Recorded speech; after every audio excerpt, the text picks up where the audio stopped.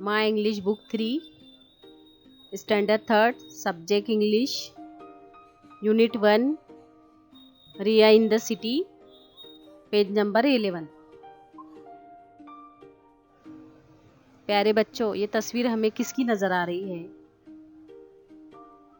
इसे हम मॉल कहते हैं। आज हम देखेंगे कि हमें मॉल में क्या क्या मिलता है। ग्रेन्स यानी अनाज, शुगर यानी शक्कर, बिस्किट। प्यारे बच्चों, आपको यहाँ पर अलग अलग साइज के शक्ल के बिस्किट नज़र आ रहे हैं, जैसे गोल जिसे हम दायरा कहते हैं, मुस्ततिल नुमा, मुरब्बा नुमा। ये बिस्किट्स नमकीन भी होते हैं और मीठे भी होते हैं।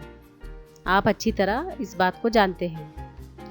प्यारे बच्चों, ये जो हमें तस्वीर दिखाई दे रही है, ये जो हम खाने का तेल इस्तेमाल करते हैं उसकी तस्वीर है, लेकिन ये तेल अलग अलग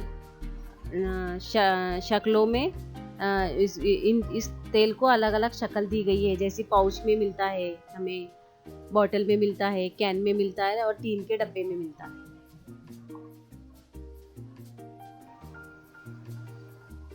सॉल्ट, इसे हम नमक कहते हैं। क्लॉथ्स, इसे हम कपड़े कहते हैं।